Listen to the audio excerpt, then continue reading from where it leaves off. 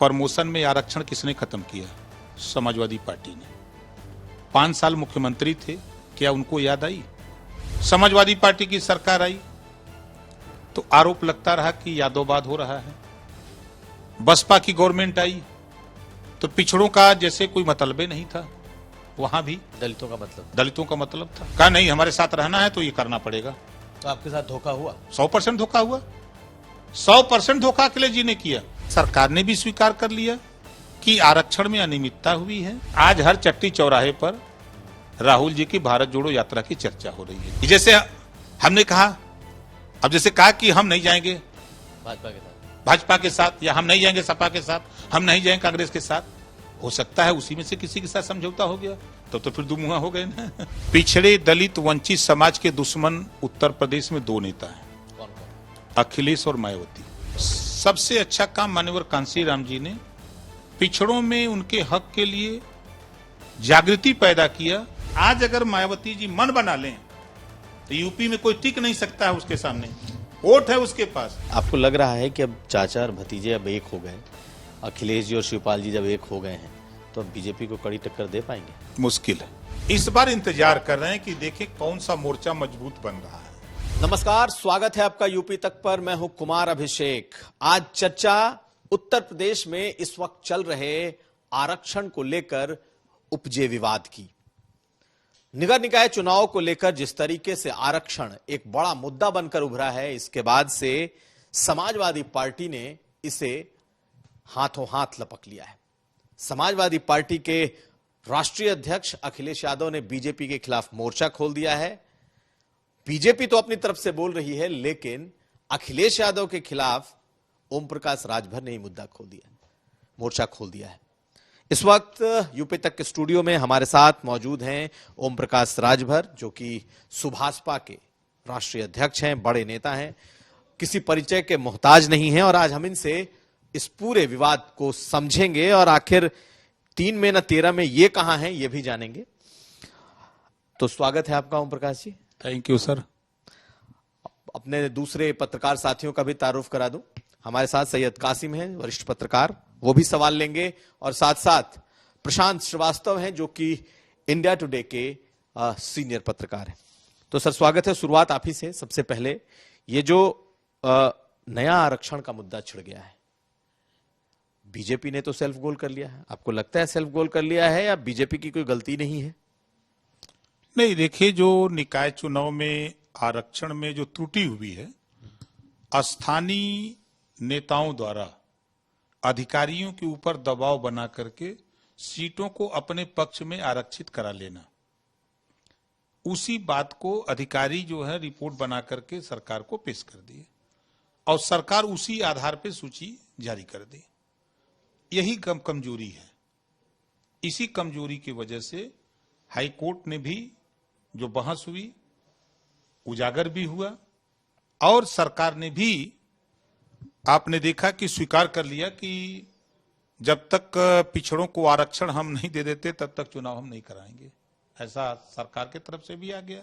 सरकार ने एक उत्तर प्रदेश स्थानीय निकाय समर्पित पिछड़ा वर्ग आयोग का गठन भी किया। तो हम तो आपके माध्यम से सरकार से भी कहूंगा कि एक आयोग आपने पिछली बार पूर्व रिटायर्ड जज माननीय राघवेंद्र सिंह के नेतृत्व में सामाजिक न्याय समिति गठन किया था, तो उसका भी परीक्षण करा लीजिए, उस रिपोर्ट को भी लागू कर दीजिए। जो राघवेंद्र सिंह जी ने 27% रिजर्वेशन को 7, 9, 11 में बांट दिया था कि सबको बराबर हिस्सा मिले। जो लोग हिस्सा नहीं पाए हैं, चूंकि एक 2013 की घटना है, 4 सितंबर 2013, जब सूबे में समाजवादी पार्टी की सरकार थी और माननीय अखिलेश यादव जी मुख्यमंत्री थे, उस समय भी हाई कोर्ट ने एक आदेश दिया था कि 12 जातियां आरक्षण का लाभ ले रही हैं पिछड़ी जाति में, इसको बांट करके सबको आरक्षण का लाभ दिया जाए। लेकिन उस समय समाजवादी पार्टी के नेता माननीय अखिलेश यादव जी ने ध्यान नहीं दिया, उन्होंने उस पर अमल नहीं किया। लेकिन इधर जब उस बात को लेकर के, जब जो राजनाथ सिंह जी के समय एक बार 2001 में मुख्यमंत्री थे, तो माननीय हुकुम सिंह जी के नेतृत्व में एक सामाजिक न्याय समिति गठित हुई कमेटी, उस कमेटी में ने रिपोर्ट दिया था। तो ये पिछड़ों के साथ आरक्षण को लेकर के या इनको हिस्सेदारी देने के लिए, इनको ऊपर उठाने के लिए 1953 से सबसे पहले काका कालेलकर आयोग गठन हुआ, फिर मंडल आयोग, फिर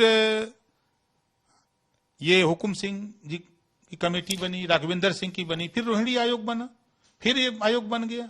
तो ये बनता रहता है। सवाल आपने निकाय चुनाव के किए, वही तो मैं जानना हूं कि निकाय चुनाव में इतने आयोगों का क्या काम है, आप चाहते क्या हैं? देखिए, सारे आयोग इस नाते गठित हुए कि जो 52% आबादी में जो जातियां कमजोर हैं उनको ऊपर उठाने के लिए जो 27% रिजर्वेशन है उसका लाभ उनको दिया जाए। तो इस चुनाव में आप चाहेंगे क्या कि नगर निकाय के लिए जो आरक्षण के लिए जो गठित हुई है कमिटी, ये उसको लागू कर ले? मैं तो कह रहा हूं आपके माध्यम से हम सरकार को मिलूंगा भी, मुख्यमंत्री से कहूंगा भी कि जो पिछली बार आपने सामाजिक न्याय समिति की रिपोर्ट तैयार की है उसका भी ये जो कमेटी आपने बनाया उसको परीक्षण करा करके उसको लागू कर दीजिए। जो 7, 9, 11 का जो विभाजन आपने किया, पिछड़ा, अति पिछड़ा और सर्वाधिक पिछड़ा, उसको लागू कर दीजिए। और जो निकाय चुनाव में एक क्लियर कट है कि सरकार ने भी स्वीकार कर लिया कि आरक्षण में अनियमितता हुई है, जब तक ये पूरा नहीं होगा तब तक चुनाव नहीं कराएंगे। सरकार भी कर रही, जरूरत पड़ेगी सुप्रीम कोर्ट जाएंगे। तो भारतीय समाज पार्टी ओम प्रकाश राजभर भी तो यही कह रहे हैं कि जब तक आरक्षण नहीं उसमें लागू होगा तब तक हम चुनाव भी नहीं होने देंगे, हम भी सुप्रीम कोर्ट मूव करेंगे, हम उस पर असेसमेंट तो इसका मतलब फंस जाएगा। आप इस मुद्दे को लेकर के जा रहे हैं कि कोटा विद इन कोटा आरक्षण के भीतर का जो आरक्षण है ये इस निकाय चुनाव में लागू हो। अब जैसे देखिए, पंचायत चुनाव और निकाय चुनाव पिछले जो हुए हैं उसमें जो 33% महिलाओं का रिजर्वेशन है उसमें पिछड़ा, दलित और सामान्य बांट करके रिजर्वेशन की इस सीट पर यही लड़ेगा। तब चुनाव हुए हैं, पिछले कई चुनाव हम देख रहे हैं। 95 से जब पंचायत एक्ट लागू हुआ तब से हम उसको रीड करते हैं और देखते हैं। तो ये चीजें धरातल से कमियां उजागर हुई हैं, वो कमी को भांप नहीं पाई सरकार और या लोग बता नहीं पाए। तो सरकार ने जो गड़बड़ी की, तो अब इस गड़बड़ी का फायदा आपको लगता है कि अब गड़बड़ी हो गई है तो कम से कम आप लोगों की इतने समय से जो मांग है वो इसमें जुड़ जाएगी, पूरी हो जाएगी? नहीं, हम तो मांग, देखिए सच तो ये है कि कोई सरकार, चाहे कांग्रेस की रही हो, चाहे बसपा की रही हो, चाहे सपा की रही हो, चाहे भाजपा की हो, सच मामले में पिछड़ों की आबादी जो 52%, पिछड़ों को हक देने के लिए बात तो लोग करते हैं लेकिन देने के लिए जब समय आता तो मुकर जाते हैं। तो इतने सरकारों के आपने नाम ले लिया और सवाल लेंगे, सबसे अच्छा पिछड़ों के लिए किस सरकार ने काम किया? भाजपा ने, सपा ने, बसपा ने, किसने किया? देखिए, बीपी सिंह जी ने, जनता दल की जब सरकार थी तो सबसे पहले उन्होंने पिछड़ों को जागरूक करने का काम, उनके हक को बताने का काम अगर किया किसी ने तो बीपी सिंह जी ने मंडल कमीशन लागू करके घोषणा करके किया। लेकिन इन सरकारों में, इन तीनों सरकारों की अगर हम तुलना कर लें, आपने सब सरकारें देख ली, भाजपा भी देख लिया, सपा भी देख लिया, बसपा भी देख लिया, इनमें सबसे अच्छा काम किसने किया पिछड़ों के लिए? सबसे अच्छा काम माननीय कांसीराम जी ने पिछड़ों में उनके हक के लिए जागृति पैदा किया। तो माननीय सरकार के नाते किस मुख्यमंत्री ने किया? सरकार के नाते देखिए, किसी ने नहीं किया है, किसी ने नहीं किया है। समाजवादी पार्टी की सरकार आई तो आरोप लगता रहा कि यादववाद हो रहा है। बसपा की गवर्नमेंट आई तो पिछड़ों का जैसे कोई मतलब ही नहीं था, वहां भी दलितों का मतलब था। लेकिन भाजपा में तो पिछड़ों का मतलब दिखता है। नहीं, पिछड़ों का मतलब यह दिखता है कि जैसे अब अगर बात करें तो जो हिस्सेदारी है वो हिस्सेदारी नहीं मिल पा रही है। निकाय चुनाव आप देख लीजिए, नहीं, कमी धरातल से क्यों पैदा हुई? तो वो जो सत्ता पक्ष के विधायकों ने, सत्ता पक्ष के नेताओं ने ही अधिकारियों पर दबाव बना के कराया। उन्होंने हमारे ऊपर ध्यान नहीं दिया कि पिछड़े समाज के लोगों का हक हम मार रहे हैं। ये कहीं चला गया कोर्ट में तो मामला बच जाएगा। तो मतलब आपके हिसाब से बीजेपी ने भी नहीं किया, सपा ने भी नहीं किया, बसपा ने भी नहीं किया, किसी ने नहीं चखा। प्रशांत, कोई सवाल? मेरा सवाल ये है राजभर जी, इस समय जब से ये फैसला आया उसके बाद से सरकार पर सवाल लोग उठा रहे हैं, लेकिन आप जो है अखिलेश यादव पर ज्यादा मुखर नजर आ रहे हैं। तो ये थोड़ा सा समझ नहीं आता कि जब जब सब बीजेपी के दूसरे अलायंस पार्टनर अनुप्रिया पटेल ने जिस तरह से ट्वीट किया, जिस तरह से उनका बयान आया और लोग के सवाल जो है सरकार पर उठते हुए दिख रहे हैं और आपके सवाल अखिलेश यादव पर ज्यादा उठते हुए दिख रहे हैं, ये थोड़ा सा अगर आप समझाइए तो शायद नहीं, देखिए, दर्शक बेहतर तरीके से समझ सकेंगे। मैंने उनकी प्रेस वार्ता में मैंने उनसे सुनने के बाद उन्होंने कहा कि हम पिछड़ों के हितैषी हैं, हम पिछड़ों के लिए लड़ेंगे। आप बताइए कि प्रमोशन में आरक्षण किसने खत्म किया? समाजवादी पार्टी ने। 5 साल मुख्यमंत्री थे, क्या उनको याद आई? 4 सितंबर 2013 को हाईकोर्ट ने आदेश दिया उत्तर प्रदेश सरकार को कि 27% आरक्षण जो पिछड़ों को लागू है, इसका लाभ 12 जातियां ले पा रही हैं, शेष जातियां नहीं पा रही हैं, तो इसका विभाजन करके सबको लाभ कैसे मिले, ये व्यवस्था उत्तर प्रदेश सरकार को हाईकोर्ट ने आदेश दिया। जब आदेश दिया, उस समय मुख्यमंत्री माननीय अखिलेश यादव जी थे। इन्होंने क्यों नहीं उसको किया? अब ये सवाल तो अखिलेश के ऊपर उंगली उठेगी। प्रमोशन में आरक्षण खत्म किया समाजवादी पार्टी। हम बीजेपी को तो नहीं कोस सकते, हम कांग्रेस को नहीं कोस सकते, हम बसपा को नहीं कोस सकते, हम तो कहेंगे कि इन्होंने किया। आज पुलिस, कड़ाके की ठंड है, आजमगढ़ का सिपाही आगरा ड्यूटी करेगा। बॉर्डर सीमा खत्म किसने किया? अखिलेश जी ने। बादा का सिपाही बलिया ड्यूटी करेगा, गाजीपुर का सिपाही गाजियाबाद ड्यूटी करेगा। आप बगल के प्रदेश में चले जाओ, इतना घोर अन्याय उनके साथ क्यों? वही अधिकारी उसी विभाग का अपने जिले में ड्यूटी कर रहा है। तो फिर भी आप उन्हीं के साथ चुनाव लड़े ना? नहीं, देखिए, चुनाव तो लड़े, चुनाव आज जैसे अभी आपने सवाल किया चुनाव लड़े। नहीं, ये सब चीजें तो मतलब आपने इतने सवाल अखिलेश यादव पर उठा दिए, लेकिन आप अखिलेश के साथ जब थे तो यही चीजें उनके लिए तारीफ में भी आप बातें कहते थे। नहीं, जब मैं गया तो मैंने उनसे सवाल यही जो आज आपके सामने रख रहा हूं, यही सवाल उनसे कहा कि ये चीजें हैं आपकी पार्टी में। उन्होंने कहा कि जब होता रहा तब होता, लेकिन अब नहीं होगा। हाँ, तो अब ये बात उन्होंने कही। लेकिन जब मैं अंदर गया, जब अंदर जाने के बाद तो मैंने देखा मामला आया सीट पहले टिकट का, तो कश्यप को टिकट नहीं देंगे, पाल को टिकट नहीं देंगे, प्रजापति को नहीं देंगे, आरक को नहीं देंगे, बंजारा बहलिया खंगार को नहीं देंगे, बिंद केवट निषाद को टिकट नहीं देंगे। देंगे किसको? ये वोट क्यों देगा आपको?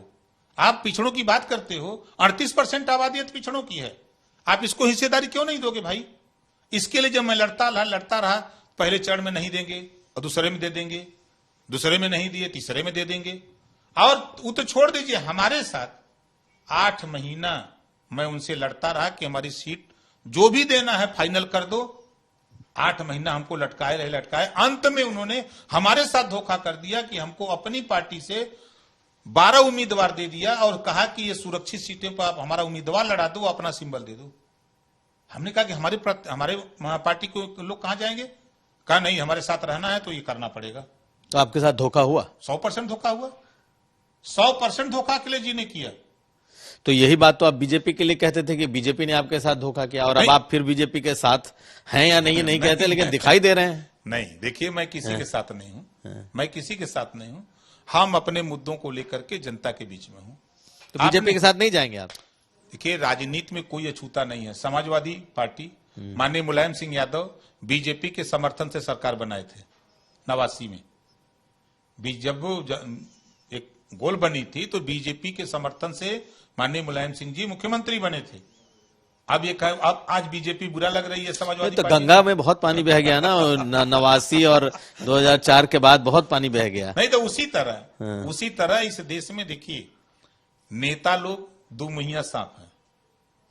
नेता कोई नहीं कह सकता कि कहां हम नहीं जाएंगे। आप भी दो मुहैया सांप हैं? हाँ, बिल्कुल है। देखिए, मैं आपके यहां बोल रहा हूं, हम अपने को मानता हूं लेकिन करता नहीं। जैसे आपके चैनल पे हमने बयान दे दिया, आपने दिखा दिया, दिखाने के बाद नेता क्या कहते हैं? तोड़ मरोड़ के दिखाया जा रहा, मैंने ये बयान नहीं दिया है। ऐसा नेता बोलते हैं, अक्सर मैंने सुना है। लेकिन ओम प्रकाश राजभर कह दिया तो कह दिया, हाँ मैं कहा हूं, चाहे जो गलती हो चाहे सही, मैंने कहा है। हम उससे मुकरते नहीं। इस नाते हम कहते हैं कि नेता दो मुहा साहब। अब जैसे उदाहरण दे दें, नीतीश जी ने कहा कि मैं राजनीति से संन्यास ले लूंगा, बीजेपी के साथ नहीं जाऊंगा। सरकार बनी। नीतीश जी ने कहा घर बैठ जाऊंगा लेकिन लालू की पार्टी से समझौता नहीं करूंगा। सरकार चल रही है। कभी कोई उम्मीद नहीं किया था कि बसपा और सपा यूपी में सरकार बनाएंगे, दोनों मिलकर चुनाव लड़े। आप चलिए महबूबा मुफ्ती पीडीपी, बीजेपी कहती थी कि अलगाववाद की बात करती है और पीडीपी से समझौता, बीजेपी का हुआ, कश्मीर में सरकार बनी। क्या कहा जाए नेताओं का? ये तो आप दुमुहा साहब कैसे हैं? अब भाई हम ये कहते हैं, हमसे भी कभी कभी हो सकता है गलती होती है, हमसे भी गलती होती है, ऐसा नहीं है। जैसे हमने कहा, अब जैसे कहा कि हम नहीं जाएंगे भाजपा के साथ, या हम नहीं जाएंगे सपा के साथ, हम नहीं जाएंगे कांग्रेस के साथ। हो सकता है उसी में से किसी के साथ समझौता हो गया, तो फिर दुमुहा हो गए ना। मतलब आप दुमुहा कैसे हो गई, आपने समझा दिया आज। तो ओम प्रकाश राजभर दोमुहा साहब खुद को कहते हुए, बहुत कम ऐसे राजनेता होंगे जो अपने को कुछ इस तरीके से डिस्क्राइब करेंगे। कासिम साहब, आपका सवाल। ओम प्रकाश जी, आपने जो अभी दोमुहा साहब की, इसको बड़े अच्छे अंदाज में काशीराम ने एक जमाने में कहा था। उन्होंने कहा था मैं अवसरवादी हूँ, और आप उन्हीं उसी स्कूल से निकले हुए छात्र हैं, तो आपने उसको थोड़ा सा शब्द आज के शब्दों में कह दिया। ये जो रिजर्वेशन की बात है, 6, 5, 7, 11 वाली बात जो आप कर रहे थे, तो इसमें ये आपकी मांग है या भारतीय जनता पार्टी जिस मांग को चाहती है वो मांग आप रखना चाहते हैं? चूंकि 1991 में राजनाथ सिंह का सपना, उसके बाद 2016 में जब फिर केंद्र में आयोग बना, पिछड़ा वर्ग आयोग, जो संवैधानिक दर्जा देके जो मोदी मीटिंग बुलाई, जिसमें अखिलेश गए और उसके बाद वापस चले आए, वहां अनुप्रिया पटेल भी हैं, प्रधान भी हैं, ये सारे लोग हैं। तो भाजपा को डर लगता होगा कि ये हमारे लोग, अपनी पार्टी के अंदर के भी और पार्टी के बाहर से जो समर्थन दिए हुए हैं। ओम प्रकाश राजभर राइट चॉइस हैं, वो बड़ा मोर्चा उनके पास है, अति पिछड़ों की लड़ाई लड़ते हैं, अति पिछड़ों की बात करते हैं, बड़ी उनकी फॉलोइंग है, मीडिया में अपना पक्ष मजबूती से रखते हैं, अति पिछड़ों में महिलाओं के लिए भी रैलियां और मीटिंगें करते हैं। तो भाजपा कहीं अपने मन की बात ओम प्रकाश राजभर से इस मुद्दे पर उठवा के इसको स्वीकार करके, मतलब वो कांटा तो नहीं निकालना चाहती जो है? नहीं, आपने अच्छा सवाल किया। आपने देखा, जब पूर्व की सरकार में मैं मंत्री था, तो आजादी के बाद शायद पहली बार, हो सकता कोई रहा हो, लेकिन मेरी जो जानकारी है कि मुख्यमंत्री और कैबिनेट मंत्री में जिस तरह का तकरार सामाजिक न्याय समिति की रिपोर्ट को लागू कराने को लेकर था, आपने देखा 2 बार। उस समय वर्तमान गृह मंत्री जी राष्ट्रीय अध्यक्ष थे, 2 बार लखनऊ में आए हमारा और मुख्यमंत्री जी का समझौता कराने के लिए लखनऊ में, इसी मुद्दे को लेके कि नहीं, इस बात को लेके योगी जी को कहना पड़ा विधानसभा के अंदर कि नहीं, हम इसका परीक्षण करा रहे हैं, हम जल्द ही इसको लागू करेंगे। हम जब भी वहां खड़े हो, चाहे हम मुख्य अथवा मिनिस्टर थे तब भी, नहीं थे तब भी, हम सदन के अंदर यही बात बोलते रहे। और ये मैं नहीं कह रहा हूं, जब बीपी सिंह जी ने मंडल कमीशन लागू किया, जब हाई कोर्ट में जब इसकी क्लियर हुआ, तो 22 सिफारिशें आई, आज तक 3 सिफारिश उसमें लागू हो पाई, 19 नहीं हो पाया है। तो उस चीज को हम लेके लड़ते हैं, ये बीजेपी का या किसी का नहीं है। वो जो मंडल कमीशन की जो रिपोर्ट आई थी, उस रिपोर्ट के आधार पे ओम प्रकाश राजभर लड़ता है, न कि हम बीजेपी के पैरोकार हैं, न बसपा के हैं, न कांग्रेस। बीजेपी की पैरोकारी की तो मैंने बात ही नहीं की। मैंने कहा BJP quota within quota की बात करती है, लेकिन साथ में अनुप्रिया पटेल और जो दूसरे लोग हैं जो उस कोटा विद इन कोटा के विरोध में है, चाहे अखिलेश यादव हो या अनुप्रिया पटेल हो। तो ओम प्रकाश राजभर जी इस मांग को लेके आ रहे हैं, तो भाजपा को सूट करने वाली मांग है कि भाजपा जो चाहती है जी। नहीं, सूट नहीं कर रही है। आपने देखा होगा कि लोकसभा के अंदर सबसे पहले अगर हमारा विरोध कोई किया तो अनुप्रिया पटेल जी ने किया था। मैं वही कह रहा हूँ कि अनुप्रिया पटेल, अखिलेश यादव, 2 भी लोग, और दोनों लोग देखिए 27% आरक्षण का लाभ 4 सितंबर 2013 को हाई कोर्ट ने जो कहा, 12 जातियां जिसमें यादव 1 नंबर आया, दूसरे नंबर पर कुर्मी आया, जाट आया, सोनार आया, 12 जातियों को हाई कोर्ट ने कहा कि ये अपनी आबादी से 60 से 70% ज्यादा आरक्षण का लाभ उठा चुके हैं, इनको आरक्षण न दिया जाए। वो तो यहां तक कह दिया। हाई कोर्ट का मकसद था कि जो शेष जातियां हैं जिनको आरक्षण का लाभ नहीं मिल रहा है, उनको बांट करके आरक्षण दिया जाए, ये हाई कोर्ट ने कहा था। तो ये जैसे पहले राजनाथ सिंह जी आते थे, सुलह कराते थे, आपको ये क्वालिटी आपके अंदर हम लोगों ने देखी। एक तो आपने बता दी, दूसरी आप रात में इलाहाबाद शाम तक पहुंचते हैं और रात में दिल्ली होते हैं। तो क्या अब ये सुलह कराने के लिए दूसरे वाले जो राजनाथ सिंह जी की जगह पे अब हैं, नंबर 2 की हैसियत में है अमित शाह जी, वो इसमें आपके और मुख्यमंत्री के बीच में तारतम्य बैठा लेंगे? नहीं, ऐसा कुछ नहीं। देखिए, हम बराबर लड़ाई 24 घंटा में हम 5 घंटा 4 घंटा 6 घंटा सोते हैं, जैसा समय मिलता है। शेष हम हमेशा चुनावी मूड में रहते हैं। हमारा चुनावी एजेंडा यही है कि हम 50% आरक्षण महिलाओं को, शिक्षा में चाहे प्राइवेट हो चाहे सरकारी, उनको रिजर्व कर दो। लोकसभा विधानसभा में भी उनकी 50% सीटें आरक्षित कर दो। हम नौकरियों में भी उनको 50% सीटें उनकी आरक्षित कर दो। उसके साथ साथ सामाजिक न्याय समिति की रिपोर्ट जो बनी है उसको लागू करो।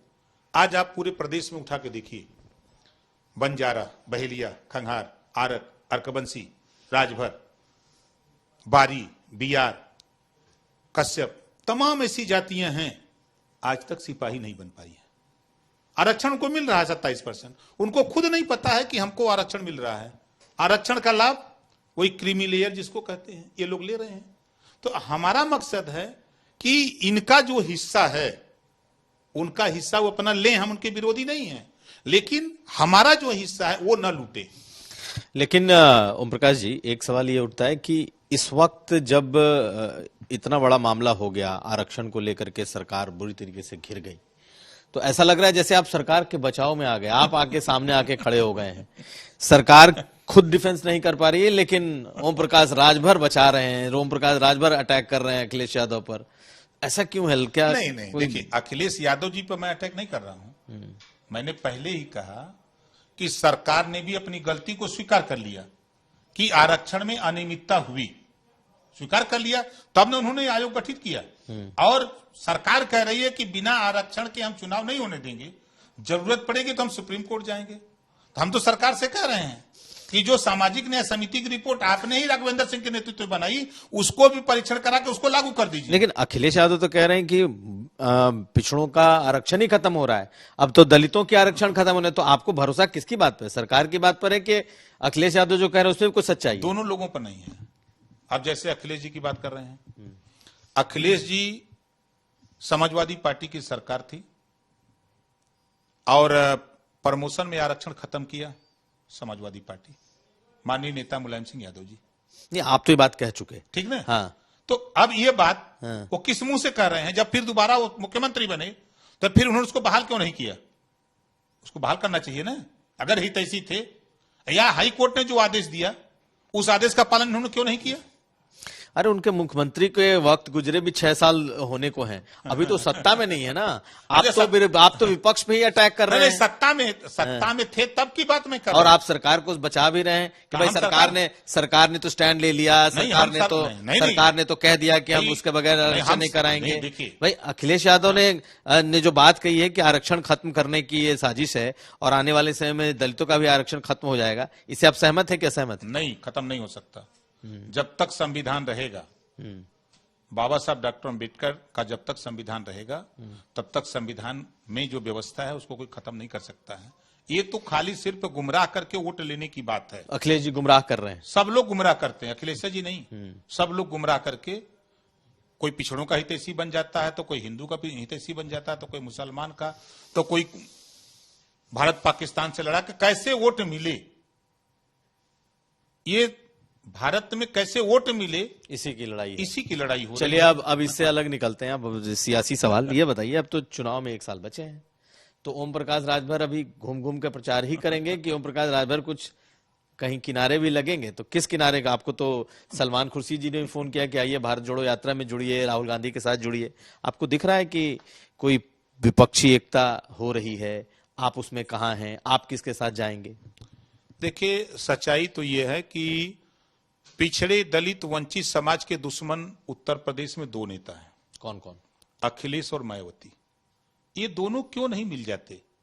अखिलेश जी कहते हैं कि हम पिछड़ों के हितैषी हैं, मायावती जी भी कहती हैं कि हम पिछड़ों दलित के हितैषी हैं। तो जब दोनों आदमी एक लड़ाई लड़ रहे हो तो 2 प्लेटफार्म पे क्यों हो? दोनों एक हो जाओ, इनका हिस्सा कोई नहीं मार सकता। तो हो सकते हैं, हो भी चुके हैं 2019। अरे हो चुके, आप क्यों नहीं हो रहे हैं? इन दोनों को क्यों अलग हो रहे हैं? इन दोनों को एकजुट होना चाहिए। हम मत हमको लो, हम नहीं कहते कि आप हमको लो। हमारा मकसद है, हमारी जो चाहत है कि जो हिस्सेदारी है, जिसकी जितनी हिस्सेदारी उसकी उतनी हिस्सेदारी मिले। जब आप दोनों लोग अलग अलग क्यों बांट रहे हो पिछड़ों को, दलितों को? जब पिछड़ों दलितों के बल पे ही दोनों को अगर जोड़ देंगे, आबादी 52% पिछड़ों का है और 21% दलितों का, अगर यही जोड़ दीजिए और 20% मुसलमानों का, तो कहां ये सरकार से बाहर रहेंगे? सरकार में रहेंगे, जितना आरक्षण जिसका उतना हिस्सा देते क्यों नहीं? क्यों नहीं जुड़ रहे हैं? अब वो बता दें क्यों नहीं जुड़ते। मैं तो बार बार कहता हूं, आपके चैनल में भी कह रहा हूं, बार बार कहता हूं। प्रकाश जी, आपने ये बात मान ली है कि उत्तर प्रदेश में पिछड़ों के नेता अखिलेश यादव हैं और दलितों की नेता मायावती हैं, ये बात आपने स्वीकार कर ली? नहीं, मान नहीं लिया है, तो आप वो बोलते हैं। नहीं, मैं यही सवाल कर रहा हूं, आपने इस बात को स्वीकार कर लिया कि क्या ये दो एक हो जाएंगे तो पिछले दलित एक हो जाएंगे? फिर ओम प्रकाश राजभर कहाँ होंगे, अनुप्रिया पटेल कहाँ होंगी, संजय निषाद कहाँ होंगे, और क्या कहते हैं वो चौहान कहाँ होंगे, वो मौर्य कहाँ होंगे जो आपके साथ लोग थे? तो आप इसको क्या, या जयंत चौधरी कहाँ होंगे? तो अगर पिछले के नेता अखिलेश और मायावती एक हो गए तो सब एक हो जाएंगे क्या? आपने इस बात को स्वीकार किया? मेरा कहने का तात्पर्य ये है, देखिए मेरा कहने का तात्पर्य है कि आज के तारीख में समाजवादी पार्टी का जो वोट है, वोट परसेंटेज, और बहुजन समाज पार्टी का वोट परसेंटेज, जो दोनों का वोट परसेंटेज अगर एक जगह मिला दिया जाए तो ये जाकर के 55-56% हो जाता है। सरकार बनाने के लिए इतना नहीं चाहिए। अब जरूरत उनको महसूस हो तो जितने हम लोग हैं, अगर हमको ले न लें, हमारा मकसद है कि हित चाहते हैं, अगर ये लोग वास्तव में हित चाहते हैं तो फिर इन दोनों को एकजुट होना चाहिए। यही दोनों लोग नहीं चाहते हैं। चलिए एक और सवाल हम लेते हैं। राहुल गांधी भारत जोड़ो यात्रा कर रहे हैं, सबको निमंत्रण गया है, मायावती जी को गया है, अखिलेश जी मना कर रहे हैं कि भी निमंत्रण नहीं आया है, निमंत्रण जयंत चौधरी तक भी पहुंच चुका है, उन्होंने भी मना कर दिया है, आपको भी निमंत्रण आया है, आपसे ही बात हुई है? हाँ, तो हमारे यहाँ माननीय सलमान खुर्शीद जी का फोन आया था। हमने उनसे कहा है कि 31 तारीख को मीटिंग करेंगे, अपने पार्टी के नेताओं से पूछ के जैसा होगा वैसा खबर जाएंगे आप? हम वैसा सूचना देंगे, अब मीटिंग में क्या निर्णय होगा तो 31 को बताएंगे ना। राहुल गांधी की यात्रा का कोई असर उत्तर प्रदेश में आपको दिख रहा है? बिल्कुल असर है। असर नहीं होता तो आप यहाँ चर्चा करते जमीन पर असर है। आज हर चट्टी चौराहे पर राहुल जी की भारत जोड़ो यात्रा की चर्चा हो रही है। जैसे हम लोग यहाँ चर्चा कर रहे हैं, उसी तरह हर चट्टी चौराहे पर बैठने वाले जो पॉलिटिकल लोग हैं, नॉन पॉलिटिकल लोग हैं, वो भी चर्चा कर रहे हैं कि नहीं, राहुल एक नेता है जो बेचारा इस कड़ाके की ठंड में घूम रहा है और उसके पीछे जनता घूम रही है। तो कहीं ना कहीं देखिए, एक कटु सत्य है कि देश में कांग्रेस पार्टी ने जो काम किया है आजादी के बाद, चाहे वो फैक्ट्री लगाने के नाम पे, चाहे सड़क बनाने के नाम पे, चाहे ऑफिस बनाने के नाम पर, जितना काम कांग्रेस ने किया है कोई पार्टी नहीं कर सकती। हम कह रहे हैं कोई नहीं कर सकता।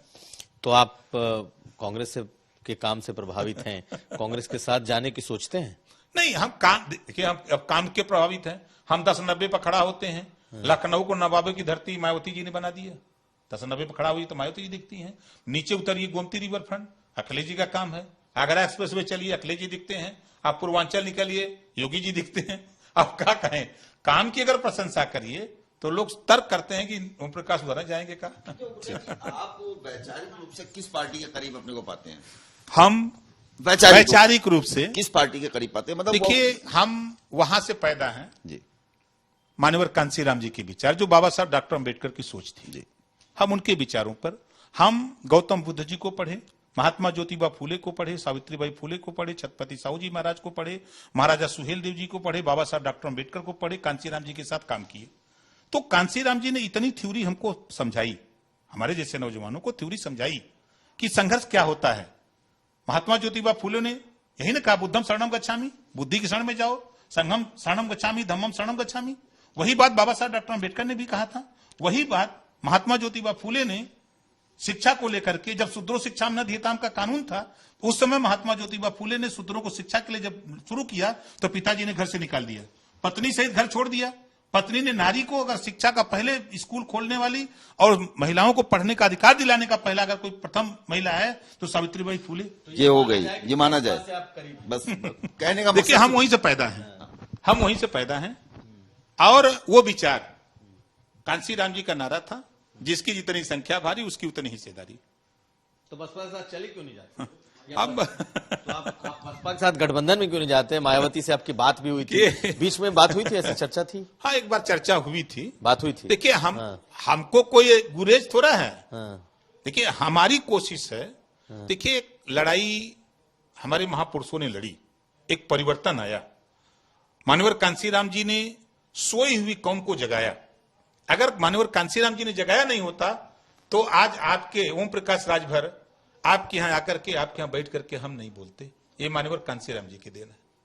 हम उनको मानते हैं कि उनकी देन है कि हम यहां आके बैठे हैं। तो मान्यवर कांसीराम की बनाई हुई पार्टी आज गर्दिश में है, तो उनके बनाए हुए लोग आज साथ क्यों नहीं खड़े हो रहे? क्यों नहीं आप लोग जा रहे हैं मह बहन जी के पास कि हम लोग आते हैं, हम लोग फिर से मिलते हैं और फिर से इसको शुरू करते बढ़ते हैं?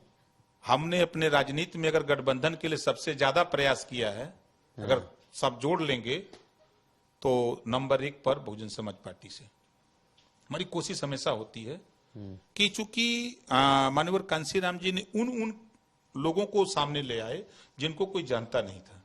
आज इसी वजह से माननीय कांसीराम जी के विचारों पर चल करके जब मैंने बंजारा की बात शुरू किया, नहीं तो कसक कहां रह गई?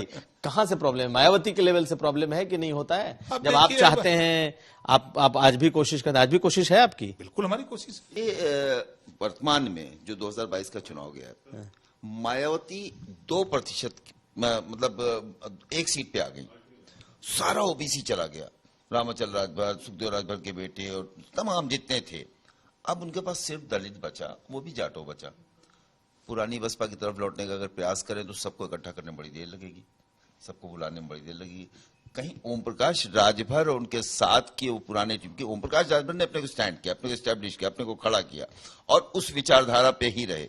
और समर्थक वर्ग जो है, जो बसपा का समर्थक वर्ग है, ओम प्रकाश राजभर को बड़ा पसंद करता है, चूंकि उन्होंने लाइन अपनी नहीं बदली। तो क्या अकेले ओम प्रकाश राजभर को साध के, जब एक साधे सब सधे वाली बात है, इस पे तो मायावती का प्रयास नहीं है? या आप लोग कहीं अंदर अंदर ये तो नहीं खेल रहे हैं? नहीं नहीं, देखिए हम आपको बता दें, जैसे एक ट्रैक्टर है, ट्रैक्टर पर अगर हम लादना चाहें समाजवादी पार्टी के लिए अहिर गड़ेरी कुंबी कोयरी भर चमार मुसर धोबी खटिक पासी केवट बिंद मला जुल्हा दुनिया अंसारी शेख सैयद पठान चौहान ठाकुर ब्राह्मण बनिया लाला आरक रकबंसी बंजारा बहलिया खंगार बारी बिया, इसको अगर हम लादना चाहें तो जेसीबी लगाना पड़ेगा। समाजवादी पार्टी के साथ ले जाने के लिए, बसपा के साथ ले जाने के लिए ट्रैक्टर लगा देंगे, खाली हम ललकार देंगे तो वो अपना उछड़ के चढ़ जाएंगे। उसमें ये अंतर है। इस नाते आज अगर मायावती जी मन बना लें तो यूपी में कोई टिक नहीं सकता है उसके सामने। वोट है उसके पास, जो पूंजी उसके पास है। पूर्वांचल में एक कहावत है, चूंकि जाति पहले किसान प्रधान देश था, कृषि प्रधान देश था, अब जाति प्रधान देश है। भर और चमार खाली इकट्ठा हो जाए तो 60 सीट खाली जीत जाए पूर्वांचल में। नहीं, लेकिन प्रॉब्लम, इसका मतलब आपके हिसाब से तो मायावती ही अकेले इस पूरे एकता में बाधा है, अकेले वही बाधा है, वही नहीं चाहती। नहीं, अब मायावती बाधा हम थोड़ा करें, मायावती बाधा है।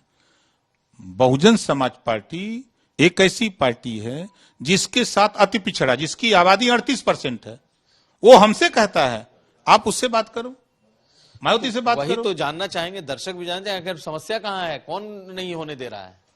अब देखिए, अब तो ये बात सवाल बसपा के नेता लोग बता सकते हैं, मायावती बताएं। वही बता सकते हैं, भाई मुखिया वही है। हम तो जब बयान देते हैं तो दूसरे लोग आगे बोल देते हैं कुछ न कुछ, कभी कभी सुनते हैं। लेकिन हमारी कोशिश जो होती है वास्तव में जो अति पिछड़ा वोट है, जिसकी बड़ी आबादी है, आज भी लोग दुखी हैं, लेकिन दुख के निवारण के लिए कोई डॉक्टर खड़ा तो हो। एक सवाल ओम प्रकाश राजभर जी मैं पूछूं कि आप जो है हमेशा डोर्स ओपन रखते हैं हर चीज के लिए, हर विकल्प के लिए, और आपने अभी राहुल गांधी की भी तारीफ कर दी, आपने मायावती के लिए भी कह दिया। एक हाइपोथेटिकल सा सवाल है, अगर 2024 में कांग्रेस बसपा आरएलडी का अलायंस होता है, क्योंकि जिस हिसाब से अखिलेश जी बयान दे रहे हैं कि हमारे पास तो इनवाइट नहीं आया, या कांग्रेस और भाजपा एक हैं, तो इसका मतलब कहीं ना कहीं अभी कुछ बात सपा और कांग्रेस में नहीं बन रही है और विपक्ष एक कुछ ना कुछ अलायंस तो होगा 24 में। इस बात से शायद आप सहमत होंगे बीजेपी के खिलाफ यूपी में।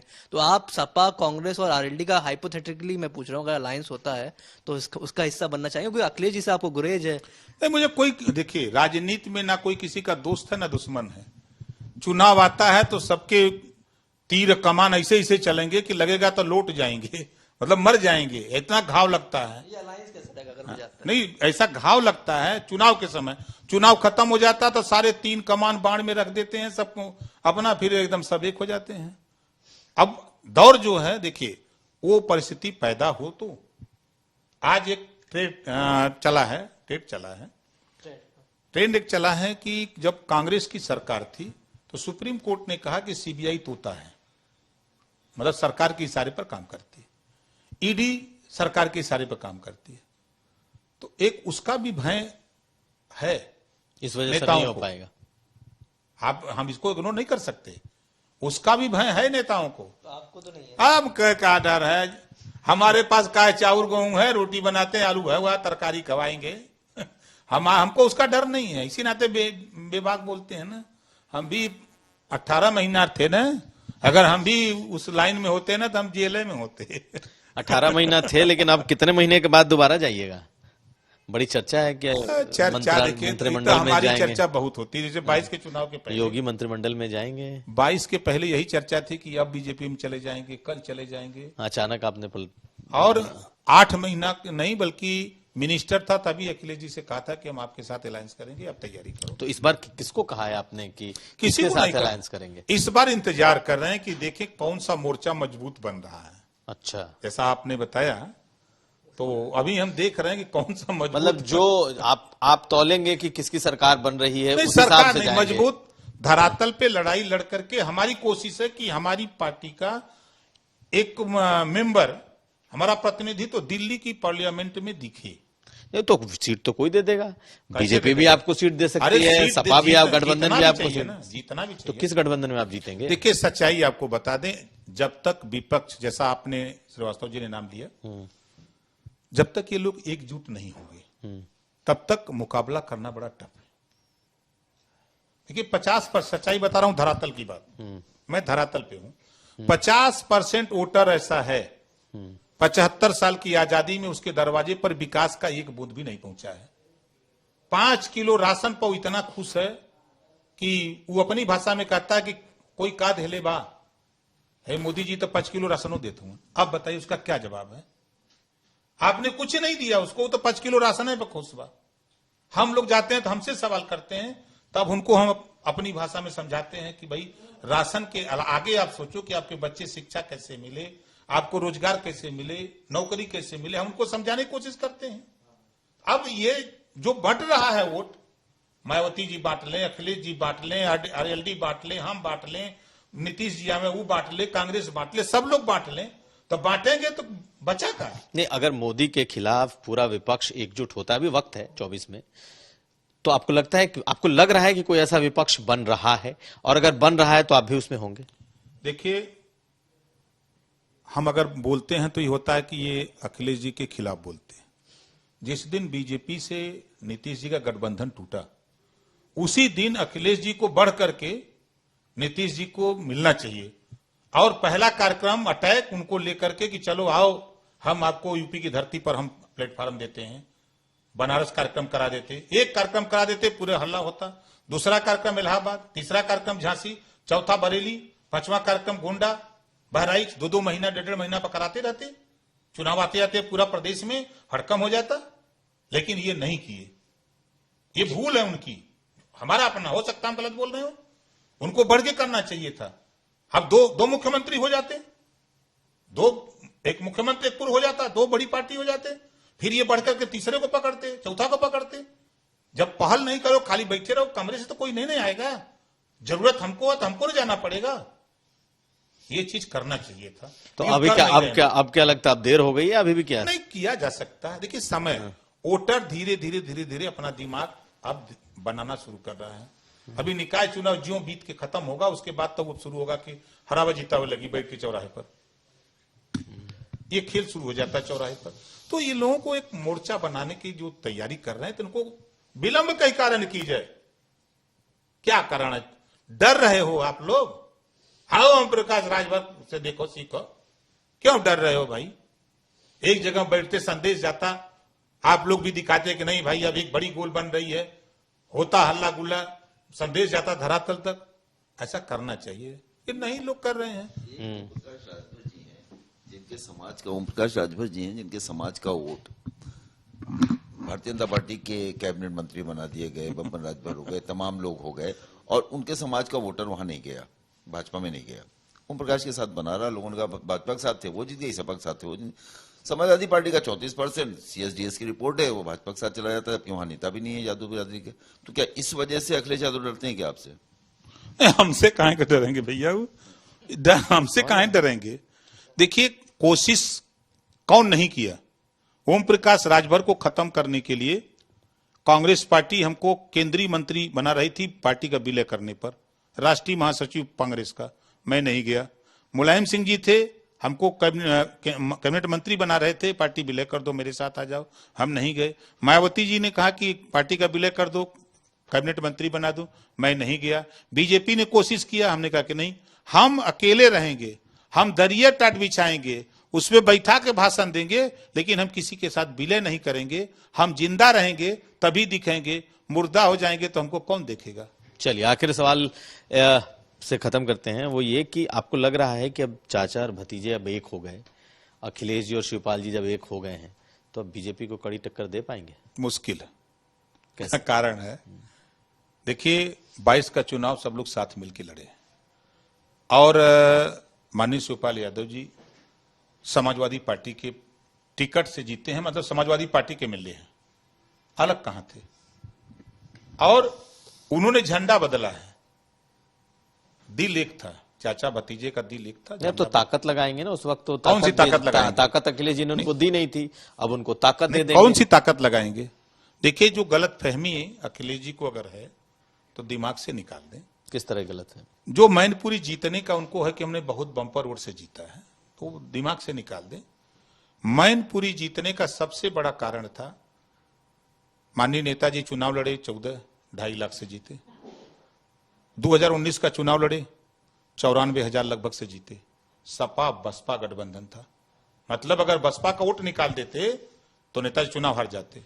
19 से लेके 22 के बीच में समाजवादी पार्टी ने कौन सा काम कर दिया? वहां कौन सी फैक्ट्री लगा दिया? कितने लोगों को रोजगार दे दिया? तो कौन सा काम कर दिया कि लोग वोट दे दिए? वोट दिया नेताजी के निधन पर सिंपैथी। ये अखिलेश जी खुद गांव में जाके कहते थे, नेताजी को श्रद्धांजलि के नाम पर हमको एक वोट दे दीजिए। तो नेताजी के श्रद्धांजलि के नाम पर लोगों ने कहा कि इससे न सरकार बननी है न बिगड़नी है। हम लोग नेताजी को जिताए थे, चलो फिर नेताजी के नाम पर हम लोग वोट उनको श्रद्धांजलि के नाम पर दे रहे हैं, तो दे दिया। तो इसमें अखिलेश जी या शिवपाल जी का कोई क्रेडिट नहीं है। अब देखिएगा ना, आ रहा है 24 ना, पूरे प्रदेश के 75 जिले के नेता, विधायक, सांसद, पूर्व वर्तमान, सब मैनपुरी में थे। जब आम चुनाव होगा तो चंदौली का नेता मैनपुरी नहीं आएगा, बलिया का नेता वहां नहीं जाएगा, गोरखपुर का नेता वहां नहीं जाएगा, सहारनपुर का नहीं आएगा, इलाहाबाद का नहीं आएगा, झांसी, बांदा, चित्रकूट, हमीरपुर, जालौन, उरई का नेता यहां नहीं आएगा। मैनपुरी सब लोग नहीं रहेंगे, सब अपने अपने जिले में अपनी लड़ाई लड़ेंगे। अब वो ख्वाब दिमाग, अब भाई हो सकता है वो अपना सोचें, लेकिन उनका बात है, लेकिन जो मैं धरातल की बात बता रहा हूं, जो मैंने देखा है वो चीज मैं कह रहा हूं। तो अखिलेश जी राष्ट्रीय नेतृत्व की तरफ जाएंगे, पार्लियामेंट चुनाव लड़ेंगे, कन्नौज लड़ने की बात चर्चा में है। अरे हमारी शुभकामना है प्रधानमंत्री बन जाए। आप प्रधानमंत्री बनेंगे तो उनके साथ नहीं रहेंगे? कहीं नहीं रहेंगे। रहेंगे, अखिलेश जी के साथ जाएंगे? तो रहेंगे, नहीं रखेंगे तो नहीं रहेंगे। फिर जाएंगे अखिलेश जी के साथ? देखिए, राजनीति में न कोई किसी का दोस्त है न दुश्मन, आवश्यकता ही उत्पत्ति की जननी है, ये हमने देखा है। जरूरत पड़ेगी, जब उनको महसूस होगा करी यार बिना राजभर के बात हमारी नहीं बनेगी, तब शरणम गच्छामि। तो आपको तो गेटे में घुसने पे आपका प्रतिबंध कर दिए, फोटो वोटो सब होर्डिंग लगा दिए कि आप घुस नहीं सकते, लोग कह रहे हैं चौकीदारी भी करने नहीं देंगे। उनके यहाँ कुछ ऐसे लोग हैं जो फिजूल की चर्चा करते हैं। आप बताइए, उससे समाजवादी पार्टी का नुकसान हुआ है। उन्होंने बैनर लगाया, किसने लगाया मुझे नहीं मालूम, लेकिन यह संदेश चला गया कि एकलौता नेता ओम प्रकाश राजभर है जो अति पिछड़ों के सवाल पे, पिछड़ों के छात्रवृत्ति के सवाल पे, आरक्षण के सवाल पे, उनके हक अधिकार के सवाल पे अकेले लड़ता है, सदन से लेकर सड़क तक बोलता है। उसके ऊपर अगर बैनर लगाया है समाजवादी पार्टी के लोगों ने, ये गलत किया है। अगर गलत किया है तो इसका जवाब उनको मिलेगा। चलिए, आखिरी सवाल, आप योगी कैबिनेट में जाएंगे कि नहीं? आपको कहेगा कि कहा जाएगा कि आइए मंत्री बन जाइए, जाइएगा कि नहीं? अभी मुझे ऐसी कोई जानकारी नहीं है, और वो टाइम आएगा तो देखा जाएगा। बहुत शुक्रिया। Thank you. यूपी तक के इस खास चर्चा में भाग लेने के लिए ओम प्रकाश राजभर जी। तो हमारे साथ अपनी पूरी बेबाकी के साथ मौजूद रहे ओम प्रकाश राजभर, जो अपने इसी अंदाज के लिए जाने जाते हैं, और उन्होंने आज बड़ी बड़ी बातें यूपी तक के इस खास कार्यक्रम में कह डाली हैं। तो बहुत शुक्रिया आपका ओम प्रकाश जी, और हमारे साथ जो हमारा पैनल है उसका भी ढेरों धन्यवाद।